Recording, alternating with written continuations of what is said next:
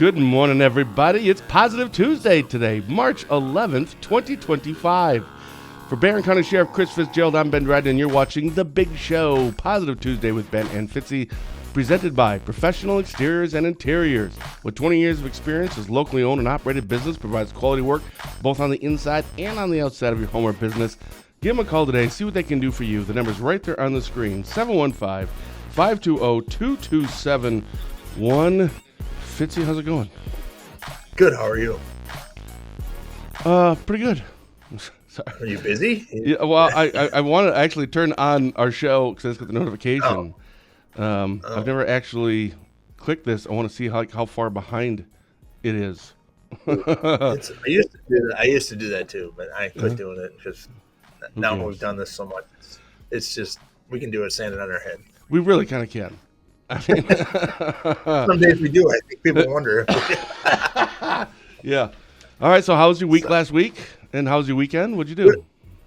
Hockey. Last weekend of hockey, regular season playoffs start Thursday.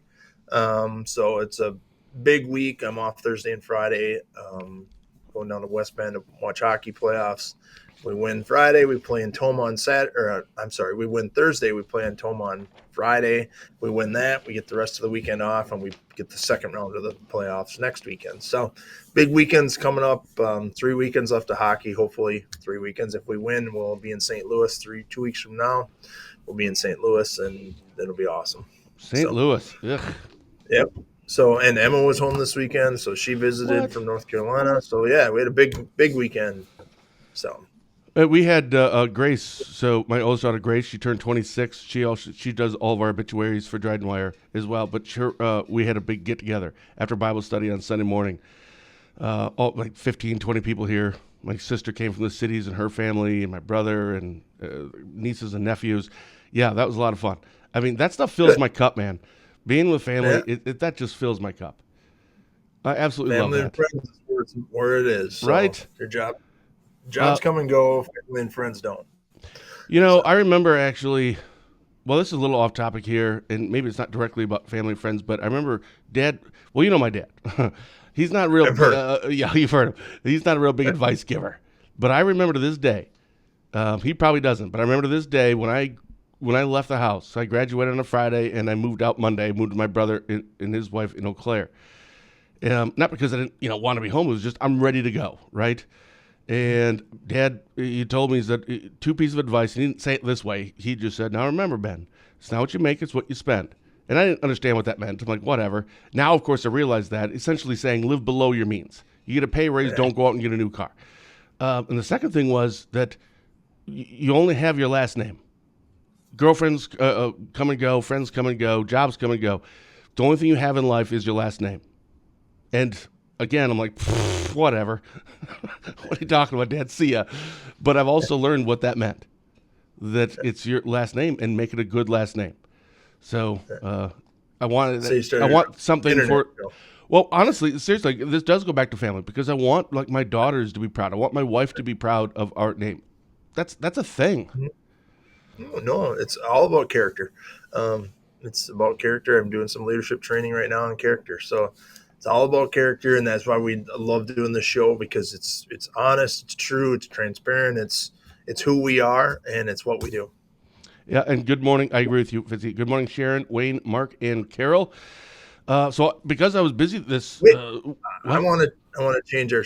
I want to do something special. I got a new thing here. I got a new gimmick. Okay, I got a new. I don't know what I call it, avatar, something like that. Okay, so I need to put the weather forecast up though. Oh, okay. Can you put the weather forecast up from on the Dirk screen? Miller from our official weather? Yeah. From Dirk Miller, okay. And so what I want you to do now is I'm going to explain the weather to you a little bit better than Dirk, but it's going to be a good hopefully Dirk's not watching. This is like you jerk. First of all, hold on a second. Friday, 65 to 70. Well, sure. I'm going to explain the weather now. So. Okay. Do you want me to keep this graphic up, or do you want me to take it down? No, you can get back to the screen. Show my avatar. Yeah. What? How do you like those apples? I love it. I literally did not know this was happening. Well, we planned it, so. Oh my goodness, Dirk. How do you like the weather there, Ben? I love it. Look at that, 65 to 70 on Friday. You can do weather forecasts every day. That's awesome. Well, enjoy that because it will cool off next week a little bit. But we warm back up, though. Oh, my goodness. Anyway, Dirk I figured I'd Diller. stop in and say hi. Oh, my goodness. That Hi. is so awesome. And I was wondering, like, usually like you're the first person that says hi and you're not on. I was surprised you didn't catch on to that. Well, anyway, I'll let you have Chris back now. Good to see you, Dirk. Nice seeing you, Ben. Take care. I just got Dirk out of jail, and Oh, how cool is that? How fun. Dirk was here for some paperwork, and so I said, "Hey, come on in, let's surprise Ben." Oh, So, that's fun. he Oh, wanted to be on the show. He hasn't been on the show in a while, but yeah, that's a heck of a weather forecast. That's really the only news we have is the weather. It's beautiful out. It's going to be beautiful tomorrow and the next day into Friday, and then, like you said, it cools off on Sunday. But we appreciate Dirk and his weather forecast. no kidding. And you've talked about that before, but in case people don't remember, you guys communicate regarding weather stuff, like law enforcement stuff. Right. I forgot exactly how that works. Do you contact him? Does he contact you? We call each other like during the fair. We get weather updates if the fair's happening, if there's a large event. Dirk's always telling me, hey, there's going to be some weather coming in, Turtle Lake area, if the Rutabaga Festival is going on. So we're always in communication because he's always by his phone and he knows the weather, and he gets his weather from the weather, and he understands it. I can call the Minneapolis weather station and get information, but I don't understand it. So he understands it, and that's what we do. So he doesn't want to stop it. He's got to go to court, but now that what? Then I'm also out storm chasing, so that helps because I can give Chris live updates out in the field. Oh, So right. With my radar and everything I'm using in my chase unit. See? So we got a good working relationship here. That's right. And that makes sense because he usually sends me the weather forecast, right? This is the weather forecast. Right. He sends that usually around 7:30 in the morning, about an hour before our show starts. And he sent it at like 5:30 this morning. And I was like, that's weird. We must be up really early for something. Now this is all starting to make sense. Yeah, see, we always have a plan. So, and good morning, Gay, as well. Her so as weather far as forecast. sports, So because of that, I really haven't been watching a lot of sports this weekend. It's been a lot of pretty busy. So what's been going on in sports? There's college basketball playoffs start today for, like the Big Ten and all that. Or tomorrow, The tournaments, the conference tournaments. Yep, and Selection Sunday. So college basketball, the biggest weekend of sports for Las Vegas is coming up. College basketball is the biggest thing with the Final Four and the picks. Duke's number one, so go Duke. Hopefully they can go all the way and we win the championship. So yeah, they're doing well. But Wisconsin's up there. 18th, I think. Yeah, I think they'll probably be like a 4 seed or a 5 seed in the tournament. So that's always good. So Badgers should have a pretty good run. Maybe make it, pretty far in the tournament. So I heard that speaking of hockey, isn't the women's hockey, Wisconsin women's hockey, aren't they ranked number 1 or something? I think they are. I think Wisconsin hockey, the River Falls, UW River Falls women's team is like 1. I think the men's team is like 2 in that division. So, there's a lot of good hockey going around, so it's mid-season, for, the NBA is almost wrapping up and baseball is just going to get started here. So I know then you'll be happy. So morning, Mike. Morning, Mike. Yeah, I will be happy. We need baseball back. I don't think there's any awards for the Spooner, Spooner Health. I don't think they got any awards this week. So it must be a slow week. What's going on? Come on, Mike. Get it together. Hey, Mike. Is Dirk still in the room? He is still there. Tell him to take a photo of you doing this and then send it to me because I want to see like what you see. That'd be kind of cool. Yeah, like don't put it on Facebook probably because you may have confidential information on your table. That'd be fun. There you go. Real quick, speaking of sports, the one thing I did see this morning, according to NBC Sports, is Aaron Rodgers, because he's always a fun topic. Like Aaron Rodgers is like marijuana. It's something that everybody has an opinion about, and it gets people riled up, and I love it. So it sounds like, according to NBC Sports, he may end up signing with the Steelers as early as today. So Justin Fields was a Bear, and then he was Steelers, but he just signed with the Jets, which that makes sense because they're a dumpster fire. There were some rumors about him going to the Vikings, right? Right. Aaron Rodgers, the Vikings. Sam Darnold just signed with the Seahawks, but it sounds like he may be signing with the Steelers. And of course, if he gets a ton of money offer, he may still sign with the Giants. But that seems stupid at this end of your career. Why would you sign with the Giants? Right. That's a terrible team. But what do you think about him with the Steelers? Yeah, Steelers could have. I don't know that that's a good move. I'd like to see him a Viking. I think that's always good, but the Vikings need a quarterback, but so do the Steelers. That means Russell Wilson will have to go somewhere. So then, he's kind of the odd man out here.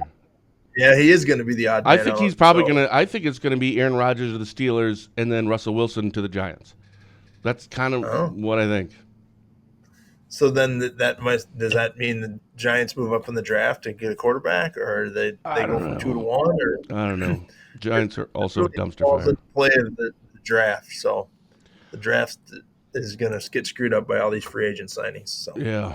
Oh, it seems like when you start Googling things, using too much process power, you start freezing. I just noticed that. Right.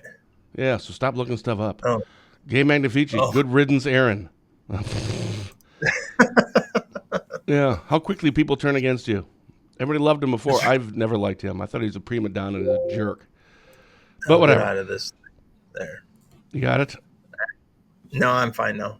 All right. Well, we do have some, other things to talk about. New Rusk County Sheriff. I want to talk to you about drugs in relation to the southern border and Trump's policy. When do we start seeing impact? Does that mean fewer drugs in Barron County? I would like to have a discussion about that. We'll do that and more in 15 seconds after a word from Spooner Health. Spooner Health, compassion is at the center of everything we do. It's rooted in who we are and why we're here. It unites us as providers, neighbors, and as a community. Learn more at spoonerhealth.com. All right, I hear you guys talking in the background there. We're talking about you, no. Yeah. All right. Actually, before we start, this is a really kind of fun story. Their headline, or not our headline. I saw this morning. It's on our U.S. and World headline links. There are some things in life you just don't do, like steal someone's ice cream. So when the mom of a 4-year-old boy in Wisconsin did just that, he took it upon himself to teach her a lesson. He called 911. Police were dispatched for a 911 hang-up in Mount Pleasant, Wisconsin last Tuesday after a little boy called to say his mom had to be locked up. My mommy is being bad, the 4-year-old told the 911 dispatcher. Okay, what's going on? The dispatcher asked. Come and get my mommy, the boy replied. Then the culprit interjected, taking the phone over her son's strenuous objections, and told the dispatcher, oh, this little one got the phone and he's 4. Seconds later, she confessed, I ate his ice cream, so that's probably why he called 911. Her son can be heard continuing to argue his case in the background. He was not pleased. Officers went to the family's home to ensure the purported ice cream theft wasn't a cover for a more serious situation. When officers arrived, the boy confirmed his mom ate his ice cream, and again demanded that she go to jail for it, according to the police. Police say the little one eventually agreed not to press charges, telling them he didn't want his mom behind bars and he just wanted some ice cream. 2 days later, the officers obliged, surprising the young whistleblower with 2 scoops of ice cream topped with blue sprinkles. What's your takeaways from that? What are your thoughts on that? That's what it's about. When we see lemonade stands on the side of the road, we see our ability to interact with somebody youthful and a lesson. I mean, I'm glad people call 911. That's not what you call 911 for, but but I'm glad kids know how to dial 911. I'm glad they're not afraid to call 911. So to report things. True. So it's always good. There's good lessons out of it. I think the cops handled it very appropriately, and it's a story that kid will have forever. And that's what we hope to do in law enforcement, is just make an impact. So I had 2 takeaways from that, but now I have 3 based on what you said. That the kid knew how to call 911. 4 years old. I guess I never really thought about that. That's pretty incredible. How many 4-year-olds know how to call 911, especially now with cell phones and everything else. I mean, I don't even know what phone that kid was using. But my other 2 takeaways were, one, about the fact that they actually went out there. And you've talked about that before. So, the mom said, nope, I took his ice cream. That's probably why. But they just didn't say, okay, thanks anyway, that's fun, and hang up, and that's it. They still sent people out there just to actually make sure that wasn't there wasn't something else nefarious going on. I found that a little interesting in a good way. Right. That's probably what you should do, even though it seems like it's all innocent and kind of cute and fun. But let's go out and double check. And my last takeaway was what they did afterwards, 2 days later. I mean, that's PR, man. You can't. I mean, you just said it. That kid's going to remember that story for a long time, and that's going to be a story that their family shares forever. But also, that's great PR for cops by doing what they did 2 days later and coming out with ice cream for them, right?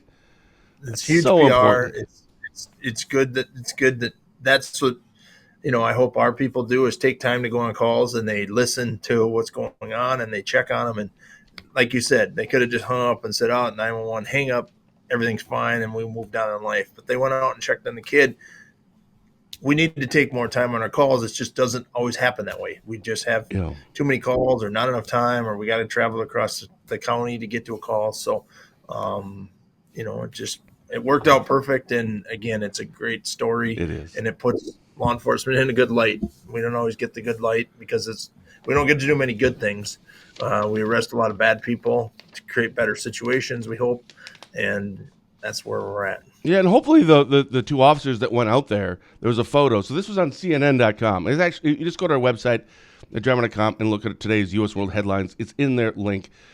But hopefully that's also impactful for the officers. Right. Or the right to go out and do something like that, because you're right. You have to deal with usually people at their worst all of the time. And there's a lot of negativity about law enforcement, especially down in larger cities. So that's kind of have to, talking about filling your cup as well. That's kind of fun when you can actually do something like that. It is. When we get to do little things like stopping at an ice cream stand or visit a birthday party or do something like that, we're all in. And that's what we do. And that's what I think we do very well at the Sheriff's Department here in Barron, because that's what I live for. I mean, that's our bread and butter. These are the people we serve, and we get to interact with them and have good intentions. So, well, speaking of law enforcement, we put a press release out last week that Governor Evers appointed Phil Grassman, the chief deputy for the sheriff in Rusk County. I've heard through a few sources that it was maybe there was a few people, but really the kind of the serious contender was Phil or chief deputy. I don't know if do we call him sheriff yet or not? I don't know when he takes over. What are your thoughts about that when you saw that? No, Phil's a great guy. Phil's a Rice Lake High School graduate. He's worked for Rusk County for a long time. He's been a great chief deputy. Obviously, he comes over here where our SWAT teams are together, so Phil manages that. He's got a good staff. He's inheriting a good department. So, obviously, they've got issues with their county board and building a jail and all that kind of stuff going on. But he'll do a great job as sheriff, and he's got big shoes to fill. Sheriff Wallace is a good friend, besides a counterpart, and I'll miss Sheriff Wallace, but Phil's going to jump right in, and it'll be a seamless transition from a law enforcement standpoint for the staff. Now they got to have a chief deputy, which creates movement, which creates openings. So well, Dirk's leaving. Dirk's got to go to the next appointment, so he's going to say bye. Okay. Goodbye, man. Bye, Dirk. Good to see you, buddy. Thanks, Chris. You bet. See you. Yeah. So awesome. So congrats to Phil, and it'll be a seamless transition. So, and so he holds this position for till next year, right? Isn't that the election next year? So it's not next year. 2 years. End of 27. End of 26. No, it is only a year and a half away. Okay, yeah. End of 26, we get voted in. Yeah, but you said it's a seamless transition. Is good staff there, but my understanding, according to my sources, yes, they have the jail situation. But also, I mean, with yes, you have to fill the chief deputy spot, but also, what's his name? George Murray, he left there, and he was in kind of a leadership position there. Now he works for you because you take everybody all the time. I didn't make him apply. I know you did. I just like ribbing you for it. But my understanding is that they're struggling with staff. I mean, more than the average sheriff's office. We've talked about municipalities in the past, but sheriff's offices typically are doing okay, right? We're doing fine. But my understanding is Rusk County isn't. I mean, not like horribly or anything like that. They're not like they only have half staff or something, but No, it's a good time for him to come in, but there's some challenges ahead of him in the next year and a half. Oh, he's got to hire some people and get them going. And, but he knows that. He knew what he was getting into. It's not like he's going to be surprised. Like, oh, my gosh, I need to hire people. He knows. He's been trying to do it. Yeah. So he'll be fine. It will be fine. And, hopefully hire some good people so they can come over here in a couple of years. Yeah. You train them, and then, we'll take them. Right. Oh, that's great. So I asked you at the very beginning of this, or at the beginning of the show, I'd asked you about, I want to talk to you about the southern border in drugs. You and I have talked about this numerous occasions regarding that's where, the drugs are coming up. There are no more like meth labs in our area like it was when I was young. You'd hear about those things. It's not really a thing. I think you even said, I can't remember percentage, 99 or 100%, you maybe even said drugs come from out of our country for the most part, right? That's where they come from. So I don't want to get political, even though I love talking politics. This isn't actually about the political part of it. But with Trump's new policies at the southern border, and we have fewer people coming in, like significantly fewer, when do we start, or is that going to mean we're going to start seeing fewer, like drugs in Barron County or northwest Wisconsin? Do you think that's what's going to mean? And if so, when do we start seeing that? Well, yes, it will. What it means is it'll be harder to get meth, so the price of meth will increase. Which, when the price of meth increases, burglaries increase. So yes, when will we see it? We're keeping track of it. We're watching right now. We haven't seen a change in the price of meth yet, but we assume in the next 3 to 6 months, the price of meth will increase. Unless they figure out different ways to get it over the border. I mean, it's not impossible, obviously, to get over the border. So, right. But because 60 to 70% come through legal border crossings, so it's not all over the river and through the woods kind of drug trade. It comes by semi-loads through secret compartments and all that stuff you see on Border Wars and all this other stuff through the legal border crossings. So. Well, 60 to 70% come across from legal crossings, and if that is now being more kind of clamped down, you would then assume that means fewer drugs. I mean, it's not going to solve the problem, but it should slow that down. But you're saying 3 to 6 months, but also the price. And so, what'll be really fun is our favorite show, or my favorite show that we do every year, is usually into January when we go through your recap of everything and we compare that to the years prior. I'm really interested. I can't wait for next year's already because I want to see what has gone down and what has gone up and see if we can identify if this was part of that. But the change in the price, that's interesting. So because it's going to be harder to obtain it because there's going to be few of it, are you concerned that more fentanyl will be getting in because in that? No, I don't know the answer to that. I don't think so because it's going to be the same way getting it across. So, sure. No, I'm not concerned about fentanyl. I'm concerned about the price, and I'm concerned about burglaries. Got it. Price and burglaries. So, price and burglaries. So if the price goes up and if the price goes up, people are going to need to steal more stuff to get their meth. Sure. And that it's the circle of meth. It's the addiction, not the actual meth that people get. So I've been to some trainings on it. It has nothing to do with the meth itself. That's to do with the addiction of getting it. You got to steal to get it, to take it, to come down off of it, to get more, to steal more. And so it's this circle of addiction. It's a circle of life, Simba. Circle of life, yeah. For some people that is. So, so yes, 3 to 6 months, but we're paying attention to it right now. We just met yesterday with our detectives. Nothing out there, but we did bring this exact topic up yesterday. And because we are monitoring it, we're not seeing any price increases from what we're hearing on the street. And we're not seeing, knock on wood, any increase in burglaries. So we did alert our patrol because some of our surrounding counties have had a few extra burglaries, it seems like. So we did alert our patrol yesterday to be on the lookout daytime and nighttime for anything suspicious. So we are monitoring a couple areas out there in the county. What is the I don't know, going rate. What is the price of meth? Is it like by gram or what? Yeah, so a sugar packet you see in the restaurants, Yeah. that you play with while you're waiting for your food. Yeah. It's about $100 in meth. That's about, if you look at one of those packets, it's about $100. Okay. That lasts you, depending on how much you use meth, 1 to 3 days. So it could be $100, $200 to $300 a week, or if you use meth a lot and you need a lot more, then it could be $300 to $400 or $400 to $500. Oh my goodness, that's $800 to $2,500 a month habit. That's expensive habit. Right. Well, Right. I mean, I don't even know if it's considered a habit. I mean, it's an addiction. It's a little bit different, right?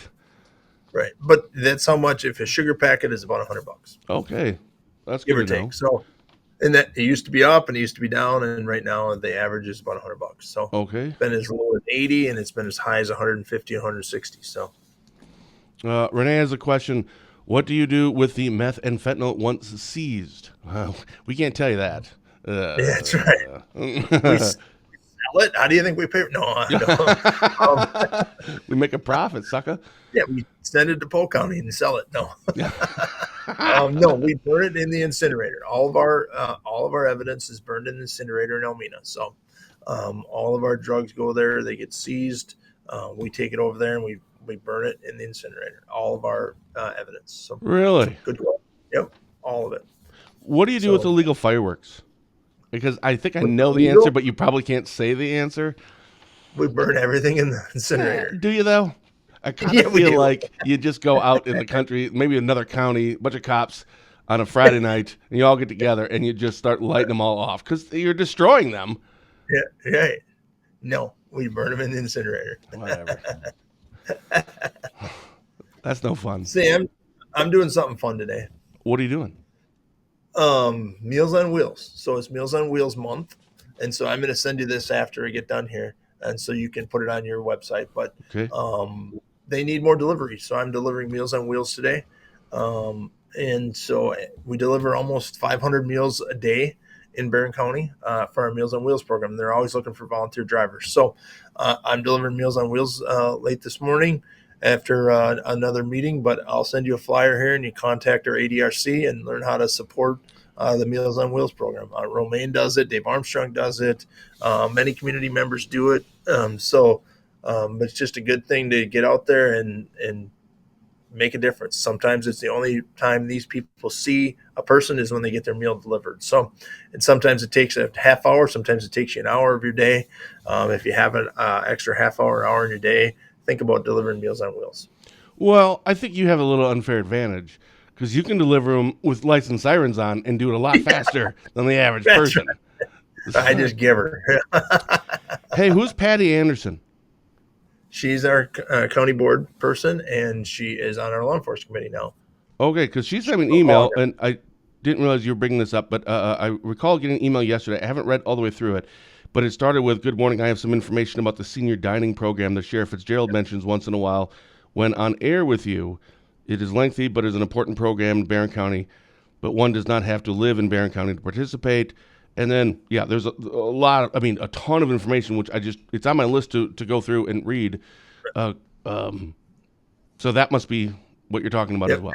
Got it. Well, that's part of the ADRC program, and we've had ADRC on the program before. Yeah. But Patty does our senior dining in Hagen at Lana's Cafe, and it's the 2-year anniversary since we've been doing that. It's been, I think, what did we rank? And we're in the top 50 in the nation for 8 programs. And so I think it's just a neat program to get people out, to get people socializing. And Lana's Cafe on Thursday, I'll be hopping. I'll be serving coffee from 8 to 9. So I'll be pouring your coffee on Thursday morning. Thursday morning? Where's Lana's Cafe? In Hagen. It's in Barron County, Hagen. Oh, is that the one right on the intersection? Yeah, right at the I love that place. Yeah. That is such a cool throwback to when my mom had a restaurant called Diane's Kitchen in Shell. That's what it reminds me of. This is a small town cafe. Right. It's a busy Lana's, place. Is it always been called Lana's? I thought it was called something else. Relatively recently. Lana's had it forever, as far as I know. Oh, okay. Yeah, I like that place. So you're gonna be there serving coffee. Coffee Thursday morning before I take off for hockey. All right, I'd go, but I have Tom Tiffany on. On Thursday morning. Whatever. Who cares? Washington, D.C. stuff. Right. Nothing's going on. Yeah, that's right. We don't need to talk. That's awesome. I'll forward you this so you can help us celebrate March for Meals. It's the Meals on Wheels program supporting it. Not only in this county, but every county has them. So if you're in Washburn County, help their Meals on Wheels program. But they do. And as the population increases, that's why we had to build a different kitchen here in Barron County. We spent almost $1 million on a new kitchen because our Meals on Wheels gets made here, and we're going to increase from, I think we're at almost 500 meals, and we're going to increase to 600 or 700 in the next 10 years because of the aging population. So that's forward thinking by our county. It's forward thinking by our ADRC program because we see that increase. People are going to be more dependent on the Meals on Wheels program. So. Yeah. Well, you know why they're in the top 50, right? You just got finished saying we had someone, on the show. Anytime someone comes on the show, they do really well. I'm just saying. Make it happen. That's right. Hope we don't have a meth dealer on here. Yeah. We get Brian Cole on. That's he used to be, but. Right. Yeah. Well, that sounds awesome. Are you doing that today? Yeah. So that's what I'm doing late this morning, 10:45. I'll be delivering when you send that, by the way, so after this, I have to go down to I'm not on the committee, but it's an executive committee for Washburn County Board, so I'm going to go. There's some things I'm just interested in seeing what they're going to be doing. So I'll be going to that right after this. So I'm going to be back to like noon. But as soon as I get back, then I'll get that published today. Hey, let me ask you, ROFR, ROFR, right of first refusal. Do you know anything about that? It's a bill that's coming about electricity and how we're doing things. Okay, I don't either, but I'm hearing that this is. Yesterday, I talked to a few people, including Representative Dave Armstrong and Representative Jude Tucker, as well as a few people down in Madison. And basically, what I'm hearing is like there's three really, really big things in Wisconsin politics right now. One, of course, is the election coming up, which is 3 weeks from today. The second thing is the budget and what are they going to do. Part of that is going to be dependent on what's going to happen with the Supreme Court race election, but they're still kind of waiting on making decisions. Are they going to have a budget before the budget deadline? I personally think they shouldn't, and I say you just don't even have one, and it just means it's by default. We just keep using the one that we're currently using. There's a lot of questions there, but it's a big topic. But the third topic is ROFR, right of first refusal. Apparently, there is a ton of money being dumped into this from lobbyist groups. One of the most lobbied topics of last year or the last session, the most money put into anything. Like this is like, I wouldn't say the ugly part of politics, but the things that you and we all kind of think happens, that it's like, well, no, it doesn't really. But, okay, where does that money going, right? All this lobbyist stuff. But the right of first refusal is a big thing. And here's the weird part. Speaker Voss, Republican, very Republican, is for it. And Governor Evers is for it, which I never see that. Right. But a lot of our area Republicans aren't. It's really interesting. So I'm going to start digging into it. I usually don't dig into these kinds of topics, but I kind of want to. I was just wondering if you happen to know anything about it. If they're pouring a lot of money into it, I've never heard of it. So they're putting their money in the wrong spot. I don't know. Well, I think it's lobbying the legislators. That's where they put their money. Right. But apparently this has come up once or twice before already, and it's been not gone through, and now they're really kind of pushing it this year. I'm glad to see somebody agrees on something, though. Yeah, isn't that weird? Right. I mean, that's how it should be. Let's push this through and let's push the next thing. Well, what my concern, though, is, and this is what the concern that I've talked to some people down in Madison is, why are they? Right. Is there being contributions to campaigns? Is there being promises done? This is the stuff that we never want to talk about. But I get it. Like this is one of those big things. So I'm like, I kind of want to get into it now. Yeah. So I'll be doing that this week. I got nothing else to do. Speaking of, I have nothing else to even talk about. So perfect. Perfect.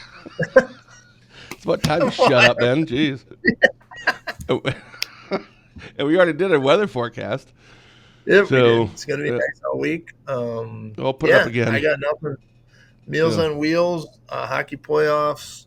Jace's birthday's on Thursday also, so I got a birthday this week. How's your wife doing? Wife's doing good, improving every day, so it's good to go there. So, Yeah, so just everybody enjoy the sun, enjoy the weather, and get out and go for a walk. All the snow should be melted by Friday. So Yeah, again, I can't believe 70 degrees on Friday. That's ridiculous. yeah, it'd be beautiful out. So Yeah. And Shannon, good morning, and we're about wrapping up. Oh, did you see, speaking of Shannon, she commented, so I took it down yesterday because it was a lot of confusion. I went on to government websites yesterday, like DNR, yeah, I saw DWB, that. whole bunch. They were all done. Well, interestingly, like when I used my phone and I was just on mobile data, they all worked. But then when I switched to Wi-Fi, it didn't work. So none of them were working. Like go to Governor Tony Evers' website, that's down. Speaking of Shannon Anderson, the court in Washburn County, go to CCAP, that's down. But if I was on Wi-Fi, but then I was using Google Chrome. But then when I tried Firefox and Brave, the two different browsers I also use, then one of them was working, and what is going on? So did you experience anything, your guys' stuff? Because I heard like X got, I don't know, hacked or people were trying to get into that. No one has told me anything about anything being down. So it's just you. So maybe it was, and now it was like for 3 hours. And the government caught up. Yeah. So I called a representative, Duke Tucker, and asked him, and he called down to his staff down in Madison, and I think he's heading down there I think today they have a whole bunch of, they're reconvening and caucusing and doing meetings and stuff. He said they hadn't heard. Today. I know he's actually going to work. Yeah, I think he even said that we'd like the fact that he's actually going down to work this week, which I think is funny. We start catching on to our joke. Yeah, exactly. But they hadn't heard of it. But he checked and said, well, that's part of your email, too. And he's like, I get like hundreds of emails a day. I really haven't anything since like 1 o'clock, and I called him like 3:30. He's like, that is a little weird. So I don't know. But I don't see any news about it or any stories about it, so I guess it's just whatever. It's a big cover-up. It's part of your four-letter Rofer. Exactly. Those lobbyists, I tell you. For Barron County Sheriff Chris Fitzgerald, I'm Ben Dryden. We need lobbyists. I'm Ben Dryden, and you've been watching The Big Show, Positive Tuesday with Ben and Fitzy, presented by Professional Exteriors and Interiors. With 20 years of experience, this locally owned and operated business provides quality work both on the inside and on the outside of your home or business. Like Fitzy and I, they believe it's the little things that make a big difference. Give them a call today. The number's right there on the screen, 715-520-2271. With that said, we'll see all of you next week for another exciting episode of Positive Tuesday with Ben and Fitzy. So until then, thank you for watching, and as always, have a blessed day.